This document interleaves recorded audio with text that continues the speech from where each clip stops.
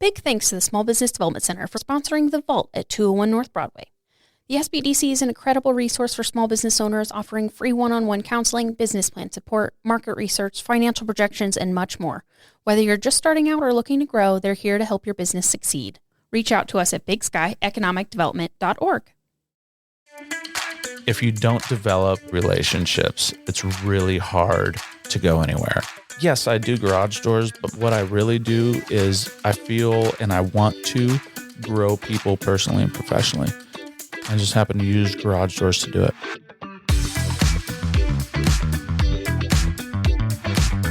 The following is a Big Sky Economic Development production. It's Mars B. And Kavo. And this is The Vault at 201 North Broadway. A business podcast where we bring you entrepreneurs, small business owners, and community leaders of Montana. You don't want to miss this. Learn how to better start, manage, and grow your business. And your leadership style. Tangible takeaways to save you time and improve whatever it is that you're working on. You're listening to The Vault. Joining us today on The Vault is Matt, CEO and owner of Alpha Overhead Doors. Welcome. Thank you very much. With the Thank fun- you very much. Thanks for having me be here. Yeah, Yes. We're excited. I love the colors. You're of all the logo. glammed out. Yeah. Thank you. You know, you guys caught me on a good day because normally I wear a hat. I was like, I got up and got dressed and I went to put my hat on. I was like, maybe not today. Not today. Not with headphones on, right? So we like to start each of our episodes just diving into our guests a little bit for our audience to help them just like understand them and their career journey that got them to where they are. So Awesome. we really, Your origin story. My origin. So well, I don't know if you can say that on the radio. No, I'm just kidding. Good thing we're not the radio. Right. Good thing. Yeah. So I was born in Bozeman. I don't know how far back you want me to go. yeah, but, that's, we my want the dad- details. Yeah. I was born in Bozeman. My family, my dad was a general contractor out there, so he's been in the trades forever. Mm-hmm. And I'm not sure exactly what happened, but he took a job down in Phoenix at one point in time. So at 6, we moved down there and then moved back to Columbus area, just down the street or just down the road when I was 10. And been back in Montana ever since. And at around that time, he opened up a construction supply company. And we built pole barns. And so, you know, as 10-year-old me running around with hammers and stuff, I was homeschooled. So that was part of our schooling, child labor. I don't know. Yeah. You were doing like measurements, geometry. Yeah. We were pulling all this stuff. So, you know, and I'm thankful for that. I'm thankful for the experience that I had in that. And mid-90s, market takes a crash. Building market does. And so stuck with garage doors. And I decided at 16, I was going to leave home. I took my GED at 16 and left home at 17. Swore I was never coming back to Montana. Swore I was never going to put in another garage door. And Funny how life has a way of Here I working. am, 10 years later, I'm back home and running a garage door company. So tell us, did you leave?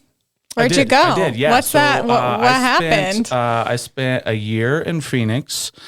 I spent another year in LA. Also hot. And then What were you doing in those? So that I actually did some missions work down in kind of inner city stuff. And so I did that, got burnt out and chased a girl to Westminster, Maryland at the time. Not my wife. So this was, let's see, I was 18 at the time. So it was still a long time ago. You had to go through those journeys to find her, right? Yeah, exactly.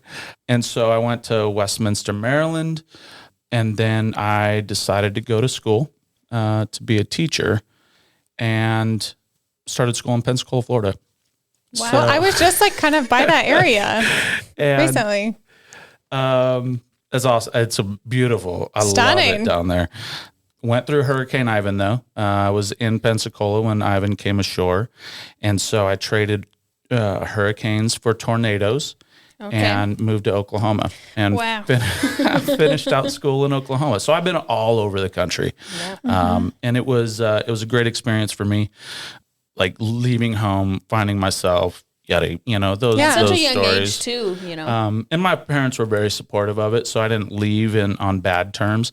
I just wasn't coming back. I was like, never, Montana. So at 17, Everyone 18 thinks at that time, Billings had nothing for young people at that time, and it was so like in Columbus, same way. Like other than baseball in the summertime, there was nothing for young kids, and so I'm excited now raising young kids to see what's available out there. Yeah. So tell us a little bit, because so you go for the girl, but then you go south, head to Florida, and then you go to Oklahoma. Like what made you choose those destinations? Florida, I went to a school down there, Pensacola Christian College, and I went there because my brother, I was already, I would have went down there at 19, almost 20 after kind of doing mission stuff, out of school for almost 4 years already after taking my GED.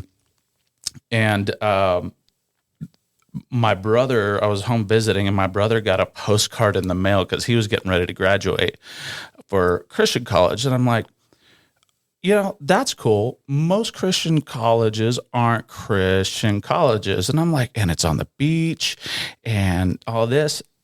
I get down there and I had to change my wardrobe. It's Southern Baptist. I had to change my wardrobe. I had to buy all new clothes. I had to cut my hair. Oh, man. I've got some arm tattoos, and so I had to cover up my tattoos. And I made it through 2 semesters. My mom was like, I don't know how you made it through 2 semesters of that. But I spent every free time on the beach. So I guess that's what drew me to it. Did you ever use your teaching degree? So I'm going to walk that back just a little bit, because I didn't, when I moved to Oklahoma, I went through and I worked myself doing garage doors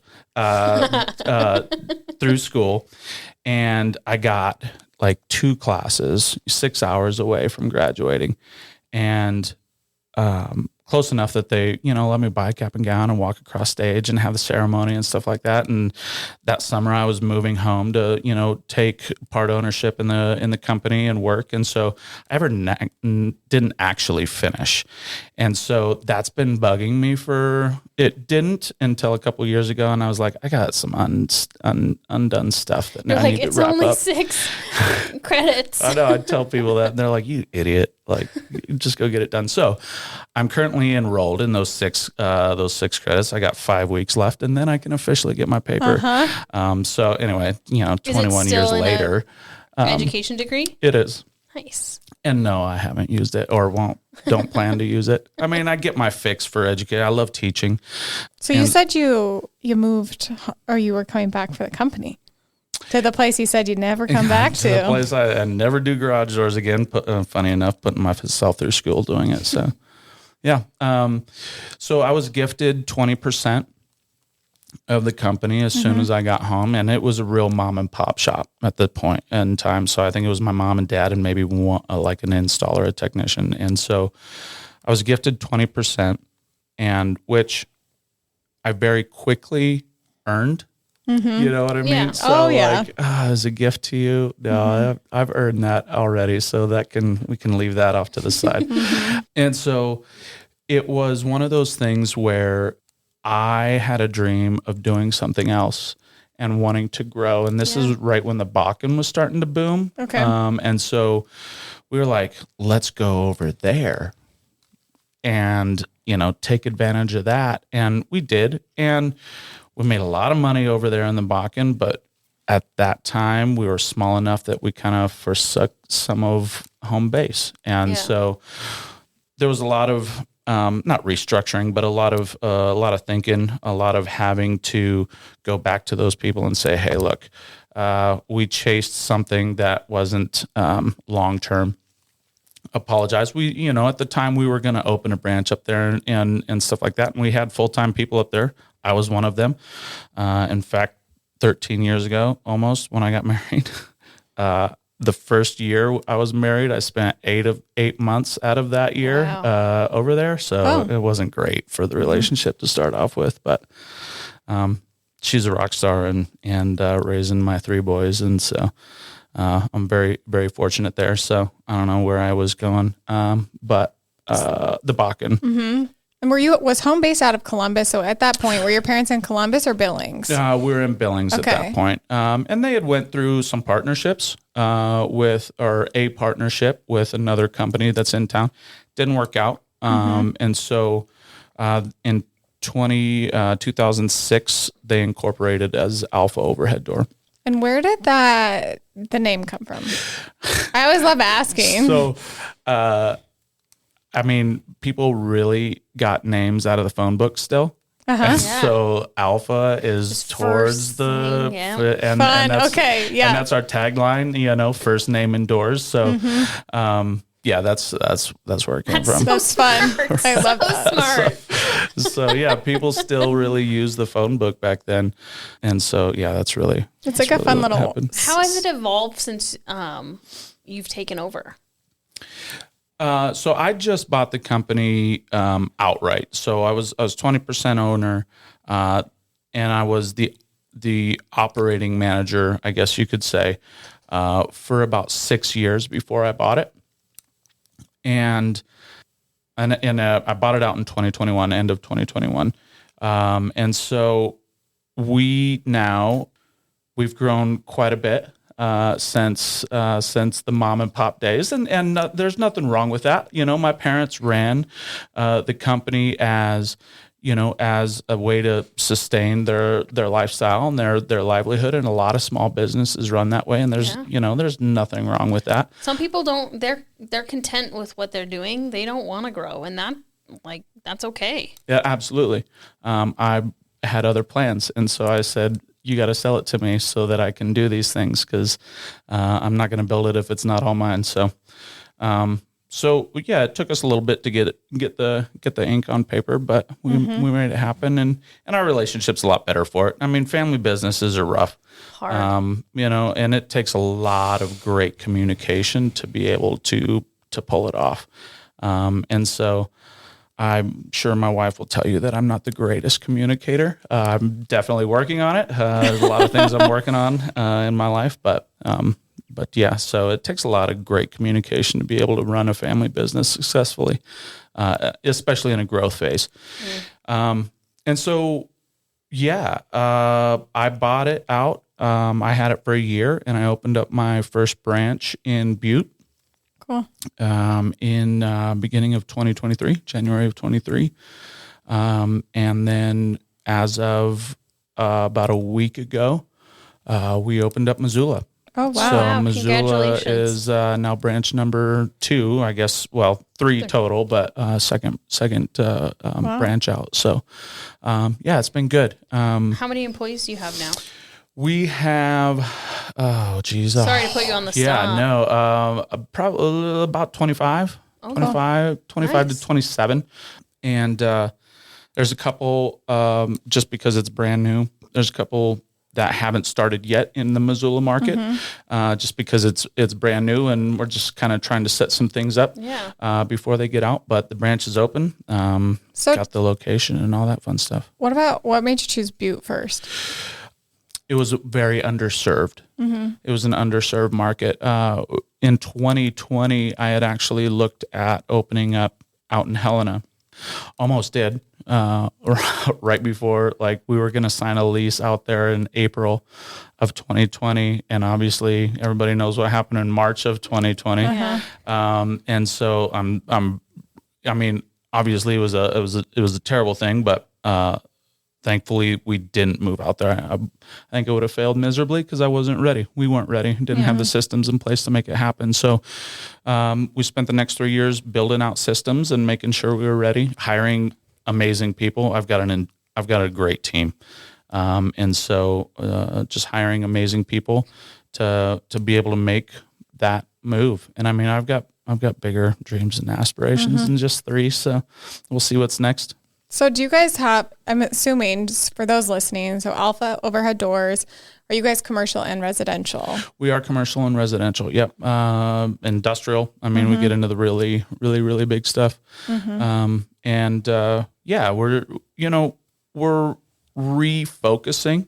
Not saying that we're cutting lines, but we're refocusing a lot of energy into our identity.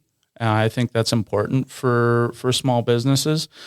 Sometimes you get a one-track mind, and you don't ever analyze. And if you don't analyze, you're not necessarily up with the times or where you need to be or what you're good at. And so, like I said, not that we're cutting things, but we're definitely refocusing energies, especially, obviously, financially, into what we put money into.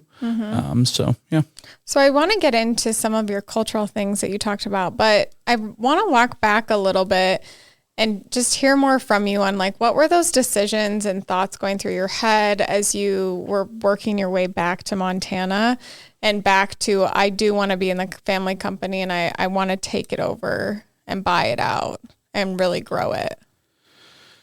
So I'm using quotation marks for those, people listening. I graduated in the middle of the 2008 recession. And so nobody was hiring, not even looking for teachers, almost graduated. And so that had a big part to play. And when I came home and they said, hey, we'll give you 20%, I was like, sweet. But I didn't know, like at that point in time, I was like, this is going to be a job for a while until I find out what I want to do. And came back and started to get more involved. I was a technician for a long time, just get out there and get the physical work done, which needed to be done.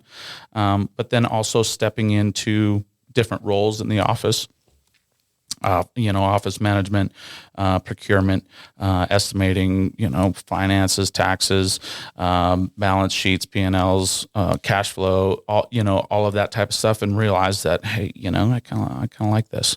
Maybe, I'm good at it. It's something I know already. And so I think that was the major decision in saying, hey, I'm just going to take it. And because I do know it, I'm not going to do it small, so I started building, and I built it from the time I became the what's the word I'm looking for? Operational manager of the company. I 4X'd it, 5X'd it probably before I was like, okay, I'm like this. I need it to be mine now. And so, how'd you do a that? lot of money for some other people, right? Even if they're your parents, right? And so that was the major driver of me saying, okay, this is we got to do it. And at a certain point, again, going back to that conversation of family businesses are hard, there's a certain point that I said, look, this has got to be done or I'm done. Sometimes when you're in that role, it's still like a parent-child situation where they're like, no, I've been doing it for years. Like, you need to listen to me. And it's like, actually, like, if you look at the numbers, I'm doing a good job. And not to take anything from them, because again, the things that they've taught me and the reputation that they built that I took over, like I don't consider myself, I do now because of the branches, but at the time when I bought it out, I didn't consider myself an entrepreneur because I didn't build anything. I came in and I took something. I'm a small business owner. I was a really good small business owner. Now with building out, I would consider myself then an entrepreneur, but at the time I didn't, because I was taking something that they had built. They'd built a great reputation, and it was something that just needed to be mine. And we've got a great relationship because of it. And the funny thing about it is with family, even though there was like an unwritten rule with my family that no matter how pissed off at work we were with each other, we'd always get together. As our immediate family, like we're always going and hanging out, and they'd invite, because I want my kids. I grew up, my immediate family is great. my mom had 12 siblings. Oh, man. Huge. My dad has one sister, which going back to Oklahoma, why I went there, I have a cousin and they live down in that area. But I didn't, we didn't know each other. We didn't get together. In fact, everybody fought. And so it's kind of an unwritten rule. And I didn't want that as a cousin who, got to see them every once in a while. I was like, oh man, you guys are cool. But because the parents are being a-holes, like we're not able to get together. And so I didn't want that for my kids. And so I think that was a driving factor of why we would always just, okay, even if it's surface level, I just want my kids to know their grandparents, so. Totally. So tell us a little bit about, so you talk about the 3, 4, 5X of growth. What'd you do? Like, what were those things that like you really leaned into that changed the dynamic of the company? I found people who did it better than me. And whether that was hiring somebody, so like my chief operating officer, so I've taken myself out of operations. My sole focus now is risk management and growth. How can we move places? Where's next? What, trying to, and then obviously as the CEO running through and finding the money from the banks and all those fun things. And so hiring people that do it better than me, and then business coaches. I've used for the last 10 years, I would say, I've had business coaches solidly all the way through. We've had a few that have come and gone. Right now, I've kind of got 3 that kind of work together as a team, like a systems and people. I've got a CPA that I keep on retainer. He's a great guy. His name's Ed Davis.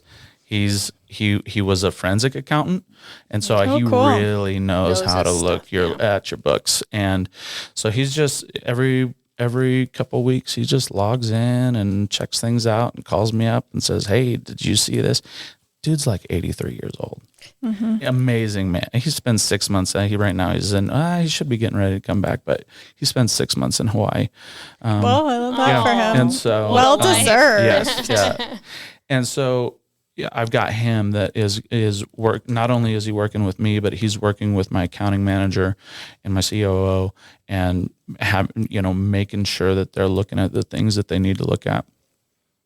A lot of people get stuck up on just financial reports, just reading the P&L. If you're looking at the P&L, and this is one thing that I used to do. Oh, great. Let's see this number, and we're doing well. And he comes in and he changes the way I look at reading financials, because a lot of people get caught up on just looking at the P&L. Well, the P&L is a snapshot of your past on what you've already done. And so, the balance sheet and the cash flow reports king. Like those are, you have to be looking at that on a weekly basis. And so, I attribute, I guess, that to just finding people who can do it better than me or speak into what I'm doing, and really guiding me. Cause I don't, while I love it and I think I'm good at it, I'm not an expert in anything. I'm just learning just like everybody else. Yeah. Well, I feel like you have something really good going if you're opening these other locations and doing all these things. And something that really caught my attention was when you presented to our board and you were talking about, which probably maybe comes from some of the business coaching, which I think is so cool that you do that and invest in that, but was your culture and some of those cultural things that you've really like taken on and implemented, and would love for you to really dive into that. Yeah, culture is one of those things, and it's a buzzword, I think. When people like talk pivot. about, pivot's another one. I think culture's a buzzword, and I don't know that people really understand what culture is, or a lot of small businesses. I'm going to put it that way.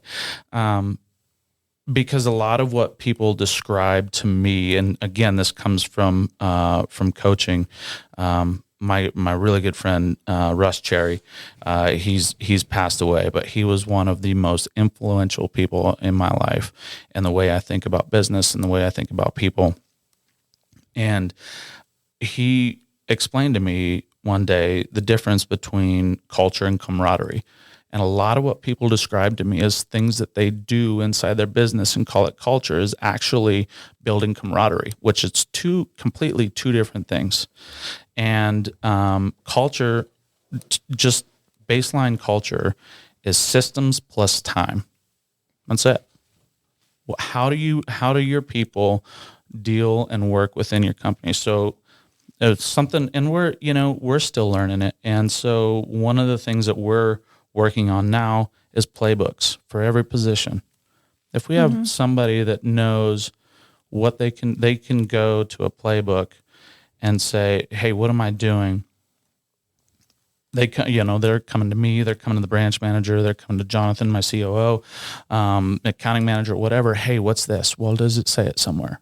Where can you find this?" And having that culture of, "Hey, you fix your own problem. If you really can't find it, I'm more than willing to help you out to find it." But really digging into how people operate within our organization and building the systems out so that they can then know exactly what it is that they're supposed to do. That, to me, and like Russ had said, when you have that nailed down and just the length of time as you build time into it, that creates your culture. So if you're turning people over all the time, that says something about your culture. You're going to have culture regardless. It can be a good culture. It can be a bad culture. It can be, you may not know what it is, but every business, every organization has a culture. And sometimes there's people within that organization, we've had it, that just, they got to go, and everybody's heard it. It's cancer creates more, and it talks about people around it and things like that. So a great picture I draw with a boat that talks about when you have that, disengaged employee, what they do to your business and how they affect even your highly engaged employees. Fire fast. I mean, there's so many, fire fast, and we're in a world today, just speaking of that, like all of the advice is hire slow, fire fast. You can't anymore. You got to hire fast, fire fast. Oh, yeah. I mean, for certain types of positions. Yeah. Yeah. I mean, in the trades, technicians especially. They're not waiting around. No. And it's so competitive out there. Yep. Absolutely. And so, it's just one thing. And, it's not saying that we do it any better than anybody else. And we're always evolving. We're always working on how we can do better. Yeah. Well, I think differentiating yourself like in that industry, because you're pulling a certain type of person for some of the like technical pieces. So what makes you stand out, compared to any other company, or as a reason for them wanting to come and work with you, which I think you guys do. Yeah. Clearly, if you're expanding in the way you are. Yeah. And, we're using platforms to do it. I pay some high dollars to people to find me experienced people from all over the country. I mean, right now, I think we're casting nets in, the bigger cities around. So like Minneapolis and Denver, Salt Lake, Seattle, those areas are getting drenched with hiring campaigns for experienced people. And which is a good region. Like my talent attraction brain, from some of the research we've done, it's like kind of in your region is where people are going to come. So knowing that you guys are doing that is like so cool. Yeah. Good. Yeah. Good. And so, and we also build people from ground level too. We've got a few kids that have come in just really, really young. And they're hungry kids, and they're just, I call them, they're 18, 19, so I guess I can call them kids. I still feel like I'm a kid, so I'm like, I'm older than that. Sometimes my body doesn't feel like I'm a kid, but yeah, it's just fun.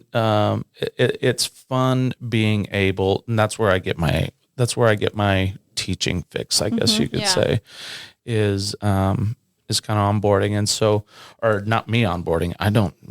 I'm like, sometimes I walk in the office, I'm like, do I even work here anymore? It's such a weird thing for me. And it's new for me. I made this decision in November of last year and it was after about 6 to 8 months worth of contemplating, okay, what's next for me? Because that's what happens when you build a good team. If you don't give over the reins to people who can do it, not only do it better than you, but are wanting to do it, you're going to lose them. They'll go somewhere where they can. And so I didn't want to be in that position because I didn't want to have to start over. Yeah. And so it took me about 6 months to come to my own grips of like, well, damn, I just bought this thing. It's now just all mine. And now, and it's not that I'm giving it away to anybody, but I'm giving up responsibility. Yeah. Control. And that was a big thing for me. And so, but it also speaks to what Jonathan has done in coming in, and he's a systems guy all the way. And so, which is great. Are there some things, you talk about how you really love to teach and empower your employees. Are there things that you set up in order to, build that loyalty so they stay on longer? Is there like professional development or? Yeah, absolutely. That's part of our benefits package. We, what is it called? Tuition reimbursement. Cool. Awesome. We do the max allowable, on the federal level. We do that, our benefits package, I feel is very good. We've been providing insurance for our employees since we were at like 5. Wow. Awesome. Employees. Because that's expensive for just a 5 employee office. And so we've been with the same broker forever, and he's a great guy. I love when he comes in and talks to us. He asked to talk to the team. He's kind of long-winded. So he, like the first few times we had him talk to the team and, hey, this is the new, and he'd just go on. And so after that, I was like, how about I relay the new changes or whatever to everybody? And you can tell me. We'll bring it in during open enrollment. Yeah. You can tell me. But no, it's and you have to nowadays in order to be competitive in the marketplace. Yeah. For employees, you have to be willing to spend money, and that's where I think when I first started really building this thing, and I brought Jonathan on board. Jonathan's going on 8 years with me, and when we sat and talked, him and I both have a passion for people, for teaching people, bringing people on board, and growing people. And so that's been a mantra of his and mine. Yes, I do garage doors, but what I really do is I feel and I want to grow people personally and professionally.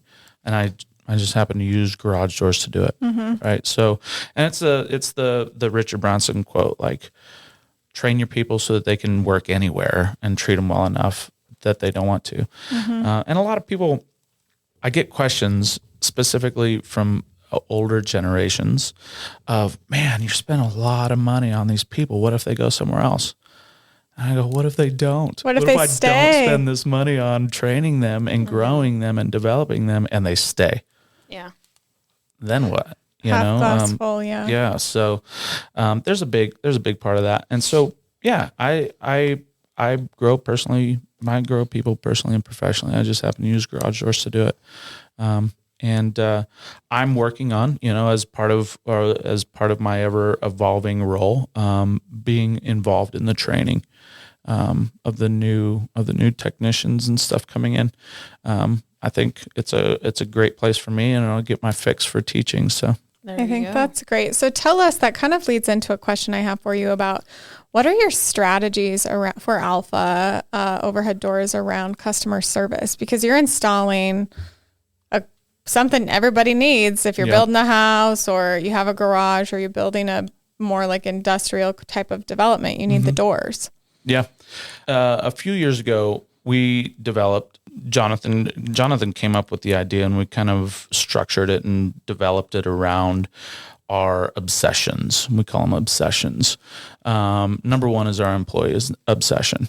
how do we obsess over our employees? How do we get them, grow them, the tuition reimbursement? How do we grow them personally and professionally? And the next is customer obsession. And there's ways that companies can interact with a potential customer. And one is, which hopefully we're not doing, is the customer feels like we did something to them, right? Like, oh, they took advantage of us, or they did this or that, and so that's one way. There's really only 3 options. The second way is we did something for them. We fixed their problem. We provided a solution for their problem. And the third one, which is where we're striving to be, is we did something with them. If we can do something with our potential customer, I think we'll have a customer for life. And not that we're I don't feel like we gouge anybody, but I'm not the cheapest in town, but I feel that the people we have and the value that we drive, can justify the price that I charge. So yeah, we want to be in that third range. And then the third portion of, we call them the big 3, is intentional accountability. No, I really like that. And I think sometimes, like, on pricing of things, it's quality, and you're paying for that. Yeah. And you're paying for the service of, if something, hopefully it doesn't, but happens, like, you can call and you're there to fix it. Yeah. How do you motivate your team to be with you during these growth and, keep aligned with your company's mission? I got great people who trumpet, who trumpet kind of the vision, the brand, I guess, from Jonathan to now my 3 branch managers, to Ashley, who's my accounting manager. And I, with them, so every November we'll have our managers retreat. And we go, the last few years we've gone up to Chico. Fun. With the significant other, they can bring the significant other, and we lock ourselves in the conference room there, and just nail out what our next year is. Yeah. According to, how we've been growing throughout the year. So we lay it out, we give everybody an outline, and then we discuss it. Hey, this is what's going on. And so, but then I get to be able to cast, and I'm not always great at it. I'm learning to do it more. Now is casting the vision of where I want things to be, where I want to go, how I want to, what I want to be known for, and things like that. And really developing our values, of integrity, relationships, growth, and consistency. But then also being able to give people the ability to see a place in the future that they want to grow to, I think is what really, I guess, brings people and keeps people on board. Yeah, that it's a career, not just a job, Correct. Right? Yep. And I think it's great too to develop and cultivate your managers. So taking them so that they're like part of it too. I just think that clearly helps with the buy-in of where we're going. Yeah. It's because they have they've had input into that, and that they get to really help set that tone for their direct people that they manage, which I think is great. And giving them responsibility, how much they make, it depends on how well they do. Yeah. I mean, you in order to do well, you got to produce. And I'm the same way. If I don't produce vision, if I don't produce financing for future growth and things like that, my compensation's tied to that as well. So, Oh, that's awesome. I mean, that you hold yourself the same way as you hold your employees. So. And it sounds like you're a big relationship guy too with your team, but I'm assuming some external people as well. I'm assuming, and kind of like, yes, you're developers, right? Because that are developing residential, commercial development. Talk to us a little bit about that.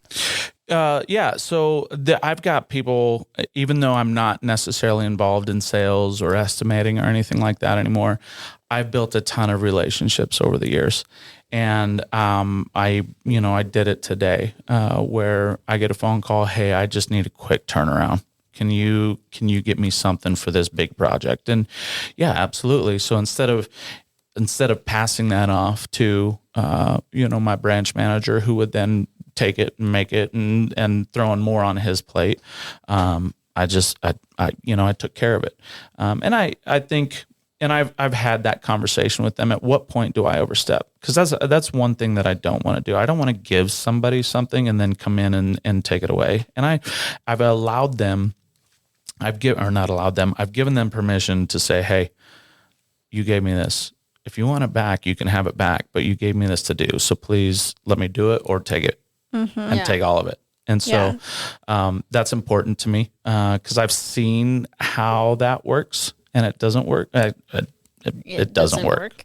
So I think that's, the kind of, it's like empowerment, team empowerment. Yeah. I think is like the word that comes to my mind for that. It is awesome that you've learned all of these leadership lessons and by basically, working for the same company a majority of your life. And it's so cool that you've learned all these different things. I've been very fortunate to be around some very intelligent people. And really, it wasn't me that hired our initial business coaches. It was my mom, in the business. And she realized that she didn't have the capabilities to develop me as a person into, an owner, as a business owner and in leadership roles and things like that. So she would bring these people in. And so I just kind of kept up with it. Yeah. So on that topic, are there any lessons or things that you've learned from some of these people along the way that have really through your travels across the country that have really stood out to you as that was a really big moment that I now think about a lot and it impacts how I do my day-to-day work and how you lead? I don't necessarily know that there's one thing. I think but they do come up, when in the situation that I can pull off the top of my head, but in certain specific situations, things like that, I have ran into where I can actually, I've got I don't have the photographic memory like you hear about people they can read a page and recite it word for word. I don't have that either. I was always hopeful in high school, nice, but yeah. But I can look back to the conversation with that specific person where I learned that. And so there's been, I think the only thing that has really stuck with me over the years is just relationships are important. And if you don't develop and nurture relationships, it's really hard to go anywhere. It's really when selfish people, you can tell selfish ambition. And when people are genuine and they really want to help and they really want to help grow and they want to help nurture, you can tell that. It doesn't mean that they necessarily know how to do it well all the time, because I don't. But that is a big portion of how I like to lead, and how I like to interact with people is through relationships. Mm-hmm. I think being that's really consistent with that. Great advice. Yeah, that is awesome. And insight. You have such good tidbits. I'm taking it all in. Well, thank you. Thank you. How do you balance growth while still staying true to your company's why? It's all part of my vision. So I've brought enough people on that I've filtered things to, and then they've kind of caught the vision. And so now they're let's go, let's do this thing. And so my vision, 5 years ago is I want to be a big player from a small market. I want to dominate the Northwest. Mm-hmm. And so I'm building that. Hopefully it'll go a hopefully such a weak word. So it's it that's one will. of You got to those- put it out in the universe. Manifestation. It will happen. it's going to happen. And so I've got, and there's other things that we talk about in developing people. We've kind of gotten away from we used to do what's called our 5x50s. And because we have some older generational people, we've kind of gotten away from that because they might be over 50 already. But our 5x50s are the 5 things that you want to have accomplished by the time you're 50. I'm glad you explained that because I didn't know what that was. Yeah, Okay, I was like, what is that? I don't know. That's like a big ask. And so I don't know if, wow, okay. And so, but it really gets people thinking. Yeah, it does. And it gets people involved in, hey, we don't want you to just be a transaction in our company. We don't want you to just show up to work. Now, do I need those people to show up to work and do a great job? And if that's all they want, they show up, they do a great job. They're great with customers. They're great employees. They're great team members. Do I need those people? Absolutely. But the people that want to dream, I've got to dream big enough that their dream can fit inside. Does that make sense? Yeah. So like I have to be my dominant, I want to dominate the Northwest. Somebody might be, hey, I want to dominate this market. And they could be an amazing branch manager for that market. And so that's all part of it. And so how do I, what was the question again? How do I balance that and staying true? Yeah. Stay to your company's why. Yeah. Sometimes people wander from it. Yeah, and you do, and then you got to refocus. Yeah. Because it's shiny things are shiny things. I'm a squirrel. Right.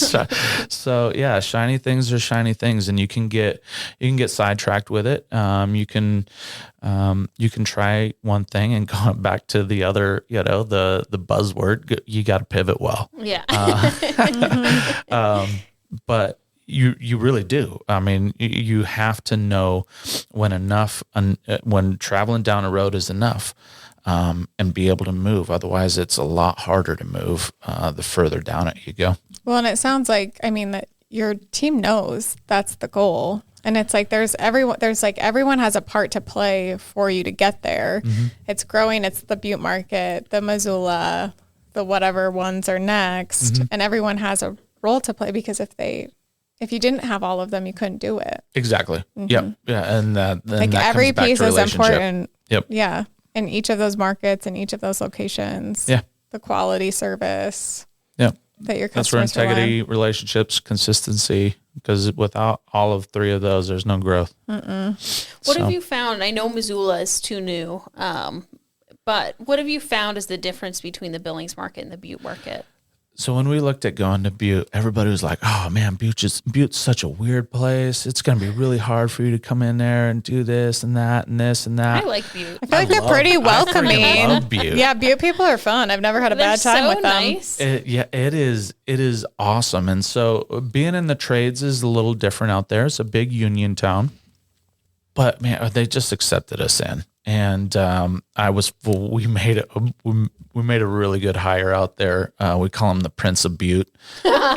Seriously, you go out with this guy downtown Butte for like any of the music or anything like that, everybody knows him. You found the mayor. Exactly.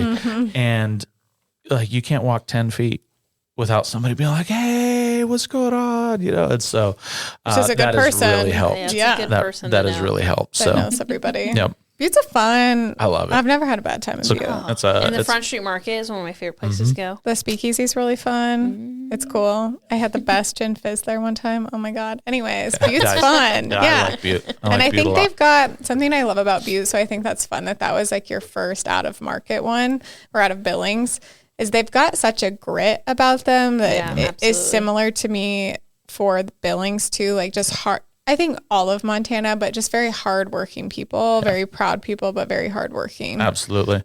I get asked a lot why I didn't go to Bozeman. There's a lot of people in Bozeman, and I don't really like the market there. It's kind of it's a race to the bottom in the construction world out there. Like so different. everybody wants top dollar for everything, except for how their houses are built.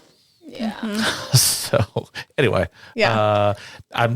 I am going to caveat that by it is like, man, I need to walk that one back here.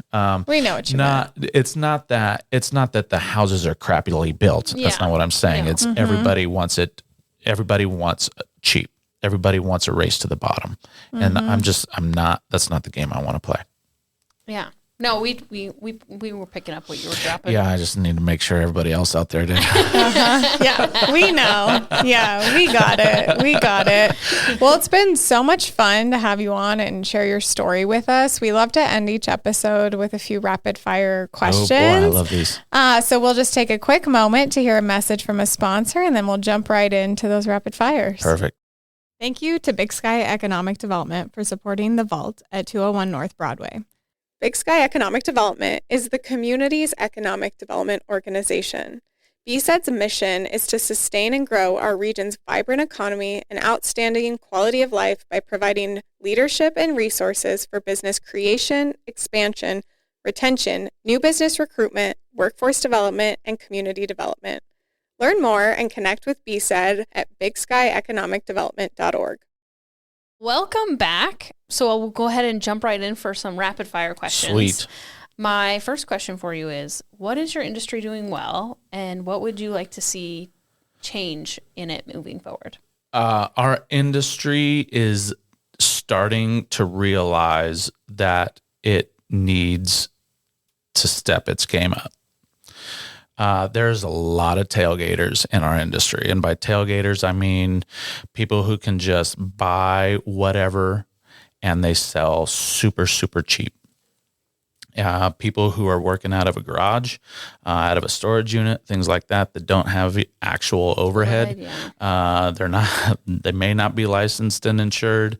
And so the industry and people in general are starting to realize that we've got to elevate. And in our market, I like to think that there's a couple of us here in town that have done that and done a really good job with that. My question is, what's some of the best advice you've ever received? Oh man, it's like rapid-ish, right. like. Oh geez, best advice. That's a tough one. Right off the top of my head. I guess we should have said rapid-ish. Yeah, rapid-ish. Yeah, it did. Man, best advice I ever received. And it's funny because if you would have just asked me that without a microphone in front of my face, I probably could have just rattled it off. And it's a Russ Cherry quote that I've got written down and placed up on my wall. And for some reason, it is escaping my mind. The microphone does that to me. Yeah, man, it does. We know. Even without a video, we know. What's the gist of it? The gist of it has to do with relationships and building what it is that how you okay here this is not this exact one, but this is another one that's really great. What's the difference between a rocket ship and a bomb? One comes back. A nozzle. Hopefully. Oh, okay.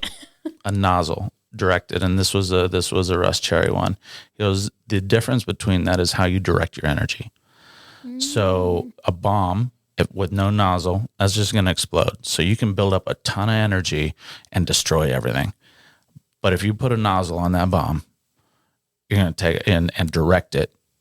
Then you got a rocket ship, and you're taking off. So that's I like that. I like that. That'll do. That'll suffice. That's a good one. Place. That is a good one. I'm over there like, hopefully the rocket ship comes back and the bomb doesn't. Right. Yeah, no kidding. Okay, so my final question for you is, give me your elevator pitch on why Alpha overhead doors. Why should I pick you guys? So relationships. We're gonna work with you to do something. I'm not gonna speak at you. I'm gonna give you honest, fair options, and we will work together to figure out how to get you up and running, whatever it is. I love that. And I love your, there's 3 ways: to them, for them, with them. And that you're at that point where you're like, we're doing it with you. Yeah. Yeah. So where can people find you guys, get connected, social, website? Yeah. Website is alphaoverhead.com. We are on Facebook.